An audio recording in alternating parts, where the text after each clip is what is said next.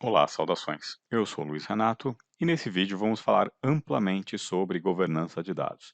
Antes de começar a tratar desse assunto, eu gostaria de apresentar uma frase de efeito que eu acho que representa bem o momento atual. Essa frase, eu já encontrei ela em inglês, em português, eu já vi gente falando em palestra e tudo mais, eu acho que ela dá uma dimensão, então é alguma coisa, ela varia, né, dependendo de quem, da tradução ou de quem está falando, mas é mais ou menos isso. Ó. No último ano foram gerados mais dados do que anteriormente em toda a história da humanidade. É uma frase de efeito, eu acho que é importante para dar um contexto. Todo mundo sabe que nós estamos cercados de dados por todos os lados, mas a frase não está completamente, ela não é completamente verídica, ela não está completamente correta. Por quê? Os dados sempre foram gerados, né? E antes da história da humanidade, se você pegar a história do universo, Big Bang, né? A quantidade de calor, luz e pressão e aceleração que foi gerada lá, se tivesse um IoT lá capturando isso, seriam petabytes de informação. Então, desde distâncias astronômicas até a formação do planeta, de volumetria de chuva. Então, as informações elas sempre foram geradas, elas estão sendo capturadas e armazenadas e processadas agora. Por quê? Porque a tecnologia oferece um ambiente técnico propenso para isso, para você conseguir capturar esses dados, armazenar esses dados e processar esses dados e tirar algum proveito. Então, eu sempre me preocupo quando a gente começa a falar que os dados estão sendo gerados. Na verdade, na história da humanidade sempre foi gerado e antes, na história do universo, sempre teve alguma coisa acontecendo, alguma coisa variando e você poderia capturar aquilo, mas não existia tecnologia, não existia meios para fazer a captura. Mas é uma frase importante, sim, se a gente começar a olhar a quantidade de armazenamento, a capacidade de processamento de dados, isso sim, hoje a gente consegue processar mais dados do que a gente tinha dos dados que foram armazenados, não que foram gerados em toda a história. Então, são montanhas mesmo de informações, dados e mais dados empilhados e sendo armazenados e muita gente não sabe muito bem o que fazer com os dados. A gente percebe a necessidade de guardar esses dados, processar esses dados e tirar, né, extrair algum valor desses dados, desde o tempo do data warehousing, que eu acho que talvez tenha sido uma das primeiras iniciativas de depois do ciclo fechado, né? Eu fiz uma venda, eu gerei nota fiscal, eu mandei o produto para o cliente e em seguida eu faturei o cliente, eu recebi as parcelas e tal, e ok, encerrei o ciclo daquela transação comercial. Inicialmente eles eram jogados fora, em determinado momento eles começaram a ser armazenados e começou-se a tentar extrair informação sobre ele, ou seja, tendências, entender demanda de mercado, esse tipo de coisa. Então foi o data warehousing e evoluiu para outras coisas. A partir do momento que a gente começa a acumular dados em uma dimensão cada vez maior, a gente tem razões para governar esses dados, para controlar essa informação. Então, para que eu preciso governar os dados? Para que eu preciso controlar esses dados? Para garantir consistência e confiabilidade desse dado. Isso é importante. Por exemplo, se eu estou recebendo os dados duplicados, se eu estou recebendo, se eu tenho um gap, né? Eu estou recebendo os dados diariamente, e um dia, por algum motivo, ou meio-dia, ou uma hora de um dia, eu perdi essa informação. Será que isso não vai me dar problema na hora de consolidar essas informações, comparar um dia com o outro e tudo mais? Quando você tem governança, você tem mecanismos de mensura, de data quality e tudo mais, que garante a consistência e confiabilidade dos dados. Simplificação da captura e armazenamento. Quando eu começo a governar os dados, eu começo a olhar quais são as fontes, como é que elas, qual que é o comportamento dessas fontes, como é que eu posso ser mais eficiente na captura e tal. Então, a governança, né, o controle que eu faço dos dados, da onde eles vêm, para onde eles vão, qual que é a persistência desses dados e tudo mais, faz com que eu procure novos meios de aumentar a eficiência na captura e armazenamento desses dados. A cloud é um bom exemplo disso. Os dados estão sendo cada vez mais consolidados em data lake, lake house e tudo mais, com uma governança, né, com um olho crítico para os dados que estão sendo armazenados. Isso faz com que a gente aumente a eficiência e o controle. A governança dos dados também, elas suportam as normas regulatórias de governo e algumas de nichos, né, de indústrias específicas e tudo mais, internas e externas, Existem empresas que, por governança interna, têm necessidade de algumas normas, existem indústrias como o FSI, como a indústria financeira, como o governo e bancos e tudo mais que tem normas regulatórias de indústria e tem normas regulatórias que são gerais e a gente vai falar sobre algumas delas, a brasileira, a LGPD. Permitir visibilidade. Né? Quando eu tenho governança dos dados, eu tenho junto a catalogação desses dados. Né? Eu só governo o que eu consigo mensurar. Então, para mensurar, eu tenho que organizar esses dados de uma forma ordenada, organizada, né? Tabulada, esse catálogo ele fica disponível, gera valor para os usuários. Os usuários podem consultar esse catálogo. Supervisionar também o uso e destinação. Acho que isso está ligado, de certa forma, com as normas, sejam internas ou externas, mas quem que está usando esse dado e para quê? Será que esse dado não pode vazar? Será que ele está protegido? Será que as pessoas que deveriam acessar esses dados estão acessando? Então, são os guardrails que a gente chama. Vamos falar sobre os conceitos principais, né, sobre a governança de uma forma geral. Então, governança de dados é um conjunto de regras e princípios que garante a qualidade dos dados, né, em todo o ciclo de vida. A governança de dados implica necessariamente em políticas, processos e pessoas. E essas pessoas elas têm papéis e responsabilidades e a governança tem que estar em acordo, né? Tem que estar em compliance com as normas regulatórias. Aqui, vejam que eu não coloquei ferramentas. São políticas, são regras, por exemplo. Quem faz a governança de dados, ele tem que estar coberto por políticas. Por exemplo, o dado tem que, antes de entrar no data lake, ele tem que ser catalogado, ele tem que ser classificado, né, em termos de risco e tudo mais. Isso é uma política. Se não tiver isso e cada um puder fazer o que quiser, né, as pessoas que têm permissão, pessoal de dados, pessoal de negócios e tal, se cada um quiser colocar o dado no data lake, ou não colocar no data lake, ou não subir e tal, se não houver política, se não houver processos e as pessoas não estiverem engajadas, fica bem mais difícil eu conseguir chegar num nível adequado de governança de dados. Papéis e responsabilidades é importante, e conformidade.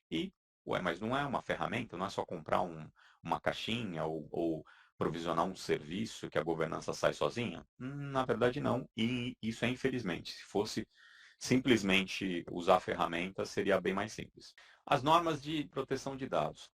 Antes, vamos separar alguns conceitos importantes aqui. Governança de dados é basicamente você organizar e ter controle dos dados, da sua procedência, do seu conteúdo, das suas terminologias e tudo mais. Essa governança está ligada em segurança, em normas de proteção de dados, está ligado. Mas a gente precisa separar duas coisas. Né? Primeiro, o que é a segurança de dados, que é a proteção, integridade e confidencialidade e disponibilidade dos dados. Né? Então, eu tenho que proteger que esses dados só pessoas que deveriam ter acesso que acessem. Eu tenho que garantir a confidencialidade dos dados, que esses dados não vazem de jeito nenhum, e a disponibilidade de dados. O que eu falo sobre disponibilidade? É que existem alguns ataques de segurança que eles nem querem pegar seus dados, eles só querem tornar o seu sistema indisponíveis, como os ataques de DOS, de port scanning, enfim, força bruta e tudo mais. O que ele quer é derrubar os seus servidores para que ninguém consiga acessar esses dados, ninguém que precise acessar esses dados acesse. Então, a disponibilidade da informação também é um fator de segurança. E privacidade de dados, elas são complementares, elas são relacionadas, mas são um pouco diferentes. A privacidade é o controle sobre como, onde os dados individuais são armazenados. Privacidade eu tenho um bolo de dados, tenho uma quantidade enorme de informações, eu não posso individualizar essas informações na hora de trabalhar, por exemplo. Eu não posso pegar e mandar uma informação para um parceiro ou vender informação com endereço, padrão de consumo de um indivíduo ou de vários indivíduos.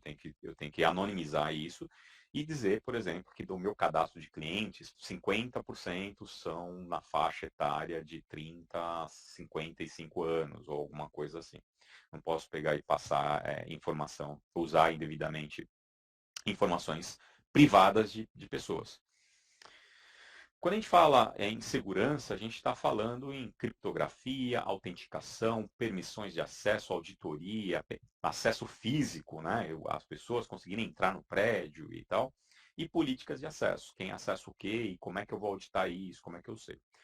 Então, para a gente conceituar bem a diferença entre privacidade e segurança. Quando eu falo em privacidade, é data quality, definição de propósito, isso é super importante. Para que eu tenho os dados e para que os usuários se cadastraram ali ou aceitaram compartilhar suas informações pessoais para um propósito específico. Limitação de uso, vazamento de dados e confidencialidade. Para entender como é que a governança atende normas de privacidade ou normas de segurança, é importante saber a diferença entre segurança e privacidade, tá? A gente fazer essa separação. Então, vamos falar sobre as normas agora.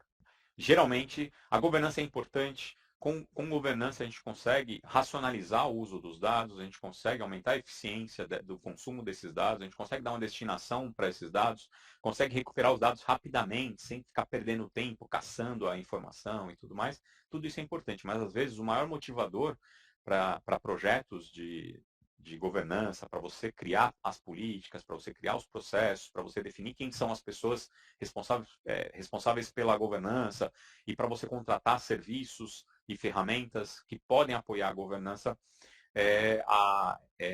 estar compliance com normas de proteção de informação. Né? Então a gente tem o GDPR, né, o GDPR, foi criada pela União Europeia, já está em vigor, ela foi criada em 2016, entrou em vigor, acho que em 2018, alguma coisa assim. É uma das normas mais importantes e ela é referência para outras normas, inclusive a nossa norma aqui do Brasil, que é a LGPD, que é a Lei Geral de Proteção de Dados. Faltou talvez um P ali, porque é uma Lei Geral de Proteção de Dados pessoais. Você pode ler lá a lei e você vai ver que a proteção toda que é uma proteção toda vinculada e voltada à proteção de dados pessoais. A LGPD, ela foi idealizada, né, em 2018, foi criada, foi aprovada e tudo mais. Existe um período para as empresas se adaptarem e tudo mais. Antes disso, era uma festa, né? Cada um podia usar seu dado do jeito que quisesse e só não usavam mais, talvez, assim, empresas muito grandes, por questão de comprometimento de imagem, né? Pô, esse cara tá vendendo meu dado, eu fui lá para, sei lá, para fazer um cartão de crédito, para abrir uma conta, ou para fazer um crediário, ou para comprar um produto, o cara está vendendo minhas informações, o que é isso? Agora, para o dado poder ser utilizado para um propósito que não é o propósito primário, por exemplo, se eu vou parcelar um produto em 5 vezes, eles precisam de algumas informações fiscais minhas ou alguma coisa assim, eu concordo em ceder, é para aprovação de crédito. Né? Eu vou levar o produto, vai que eu não pago. Tá? É para aprovação de crédito. Depois que a aprovação de crédito ocorreu, o dado pode até ficar guardado, se eu quiser. Se eu não quiser, eu entro em contato com a empresa, ele tem que ter um saque para me responder ali, e eu falo assim, ó, eu quero que vocês apaguem os meus dados, ou que vocês me devolvam os meus dados. O que você tem de dado meu aí? Eu quero num arquivo aqui, manda anexado no e-mail, ou manda um link para eu baixar esses dados. E eu posso mandar apagar esses dados, por exemplo, ou alterar. Falar assim, olha, o cadastro está errado. Você escreveu meu nome Luiz com Z, meu nome é Luiz com S, eu quero que você altere agora esses dados. E com penas de multas pesadíssimas. Eu acho que existem algumas regulamentações a serem feitas ainda para embasar a lei, mas ela já está vigorando desde agosto de 2021. E ela basicamente protege o PII, o Personal Identifiable Information, né? PII, são as informações que podem identificar uma pessoa individual. Existem outras normas mais antigas, que é uma norma americana, que é o IPA, né? Que é uma norma de proteção de informações médicas. Né? Por que essa é uma norma de 1996, é bem antiga, eu acho que várias coisas, né? Entender a história do IPA, como é que ele cresceu, quais eram as brechas, como é que ele evoluiu para novas versões e como é que as empresas se adequaram, eu acho que é uma boa referência para quem está implementando, está tentando entender a LGPD. É incipiente o LGPD, né, no Brasil, e a gente está tentando entender ainda o que precisa e tal. Né? O IPA, ele protege informações de PHR, que a gente chama, que é o dado de saúde, informação, proteção de informação de saúde ou alguma coisa assim. O que significa isso? Significa que se eu for num médico e ele fizer um exame, esse exame tiver alguma alteração ou não tiver alteração nenhuma, esse médico, essa clínica ou esse hospital, ele não pode divulgar esses dados com outro hospital, a não ser que eu autorize. E é importante que esses dados fluam. Por quê? Porque se eu estou em outro estado dos Estados Unidos, ou eu vou em outro hospital, o meu prontuário médico é importante. A questão é, em determinado momento, lá nos Estados Unidos, as pessoas estavam usando para outra coisa, para aumentar o preço do plano de saúde, para não atender, ou para vender remédio para quem tinha doença pré-existente, ou para não atender no hospital e tal, o que não é ético. Né? Primeiro você vai lá, tem informação. Né?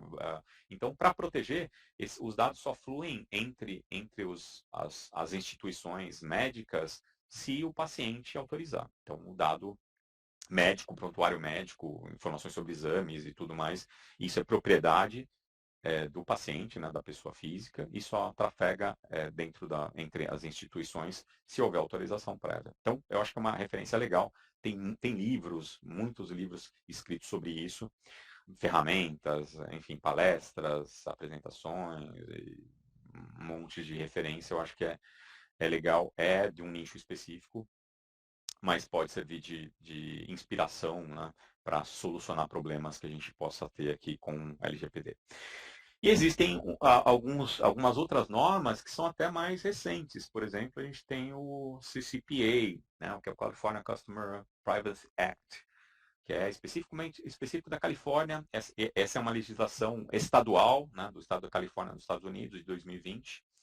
E tem o Consumer Data Protection, o CDPA, que é do estado da Virgínia. Também, os Estados Unidos não têm uma lei ampla como o LGPD ou como o GDPR. Eles ainda, enfim, é que lá as leis funcionam de forma diferente. Aqui a gente precisa de proteção, porque, enfim, a gente talvez não tenha outras coberturas de lei. Lá a lei é mais rígida e tal, então talvez não seja necessário, nesse momento, uma lei mais abrangente, mas, enfim, eu acho que também são normas que a gente poderia estudar um pouco para quem quer se aprofundar no assunto.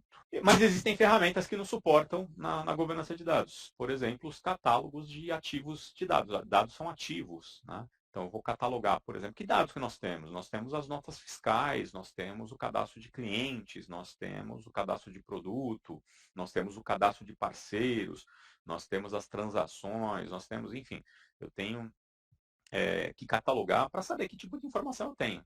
Né? Olhando para os sistemas de RP, sistema de venda, CRM e tudo mais, eu sei que entra uma informação aqui, sai uma nota fiscal ali, né, eletrônica e tal, e depois isso vira faturamento e tal. Mas se eu fosse organizar os ativos, os dados, classificando por tipo, o que eu tenho? Eu tenho as transações, eu tenho os pedidos. Nem todo pedido vira nota fiscal, tem pedido que é cancelado, tem pedido que, enfim, não é atendido e tal. Então eu tenho esse fluxo de vida dos dados em vários estágios, e eu preciso catalogá-los. Então, eu tenho lá um portfólio dos dados que existem, que estão disponíveis para consulta, para analytics, para data science, para outras coisas. Um repositório de descrições e um glossário, isso é importante também. Nem todas as áreas entendem determinadas definições internas. Aí eu chamo produto de serviço, serviço de produto e tal, e eu tenho a nota fiscal, eu tenho o pedido, eu tenho a data de envio, a data de não sei o que. O que significam essas coisas? Data de envio é o que? A data da nota, a data que eu mandei, a data que o cara recebeu, a data que saiu da fábrica. O que é essa data? Então, repositório de descrições e glossários são importantes para quem for consumir, e aí eu estou falando especificamente de consumo self-service. Né? Quando você tem uma área que pode prover para as outras áreas relatórios, né, estudos, ok, você já manda o dado com as definições corretas, com as terminologias corretas e de uma forma mais amigável. Meios para rastreamento, isso é importante para caramba também, para você saber de onde que veio esse dado. Então, tudo bem, eu tenho um dado de nota fiscal, mas ele veio da onde? Se eu tenho, por exemplo, as vendas online, eu tenho as vendas por canais, por parceiros, e eu tenho as vendas direta na loja. Consulta de metadados, data discovery, né? Consultar, buscar esses dados. Controle e data quality, isso é importante em ferramentas de governança também. Falando especificamente de ferramentas de governança, no Microsoft Azure existe uma ferramenta muito importante, que permeia quase todos os projetos em que eu trabalho. Fala-se em implementar, alguns já implementaram, outros estão implementando, outros estão esperando um nível maior de amadurecimento dos seus projetos para implementar, mas existem projetos de NoSQL, de Data Science, de Analytics, de Data Lake e tudo mais. Cada projeto tem um objetivo diferente, usa arquiteturas diferentes, ferramentas diferentes e tudo mais, mas o que eles têm em comum geralmente é a necessidade de governança e praticamente todos eles olham para o Purview como uma solução para a governança de dados do ferramental. Então, o que é o Purview? O Purview ele unifica todas aquelas ferramentas que eu disse anteriormente. Então, ele tem Data Discovery, ele tem um mapa de classificação de dados, por exemplo, que pode ser baseado em normas tipo o GDPR europeu, enfim, outras normas de outros países, o LGPD está lá. Então ele consegue classificar sozinho, por exemplo, se você tem lá um RG, CPF, que são PII, né? PII, são informações privadas da pessoa, né? Informações de privacidade. Ele consegue classificar sozinho, enquanto ele está fazendo scan dos dados, ele tem algumas terminologias e formatos de dados que ele já sinaliza para você, e fala assim, olha, isso aqui está me parecendo uma informação de PII, né, que é informação pessoal de alguém. Então ele já classifica e se você mantiver essa classificação, ele coloca o dado como dado sensível.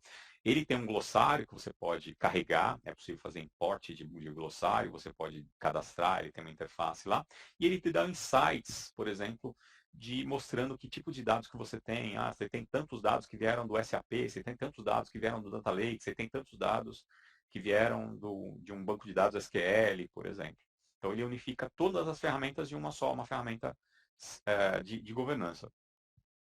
Ele faz, então eu preciso ir lá e cadastrar minhas fontes de dados? Na verdade, não. Você precisa registrar a fonte de dados, mas para que o próprio Purview faça o scan desses dados. Então, eu tenho um banco de dados SQL, por exemplo, e tem 80 databases, e cada database tem 500 tabelas. Puxa, se eu for cadastrar isso aí, eu vou ter que contratar uma empresa para cadastrar. Não, eu posso plugar nesse banco de dados, seja ele on-premise, seja ele um serviço de nuvem, ou rodando numa VM na nuvem, em qualquer nuvem, eu tendo as credenciais de acesso, eu conecto nesse cara e ele vai lá e traz todos esses metadados, traz todos os nomes de tabelas, nomes das colunas, data types, tudo isso, e ele faz isso para serviços do Azure, então tem lá Blob Storage, Cosmos DB, Data Explorer, Data Factor, o DataShare, MySQL, do SQL Database, SQL Pools, SQL Files e tal, faz para serviços que rodam em máquinas virtuais, MongoDB, MySQL, Oracle, Postgres e outras coisas, BigQuery, que é um serviço da GCP, os bancos de dados do RDS, da AWS, Cassandra, enfim, esses são alguns dos conectores. Cada dia sai um conector novo, a tendência é que a gente tem tantos conectores quanto o Data Factory tem, quanto o Power BI tem. Então, todas as fontes seriam cadastráveis ou catalogáveis dentro do Purview. Essa aqui é um print de tela do Purview, do Data Insights. Depois que eu faço algumas cargas, assim, ele cria lá um mapa de blocos, por exemplo, falando assim, a maioria dos dados que eu tenho catalogados, eles vêm do Azure Data Lake Services Gen 2. Eu tenho uma parte também que vieram do Synapse Analytics. Tem uma parte aqui menor, aqui no verdinho aqui, que veio do SQL Server, né? SQL Database, Cosmos DB e tudo mais. E aqui ele traz alguns gráficos também, existem mais gráficos do que esses, eu printei só esses, mas aqui é a outra parte de dados, né, de classificação de dados. Ele fala assim, olha, isso aqui eu tenho essa quantidade de e-mails, de geolocalização, número de cartão de crédito, ou seja, durante os scans ele já faz a classificação de dados que são dados sensíveis, né, presumivelmente sensíveis. Se ele não pegar algum, porque está com uma coluna codificada, nem sempre uma coluna com um número de CPF tem CPF, então tem ID cliente ou alguma coisa assim, você mesmo pode ir lá e marcar.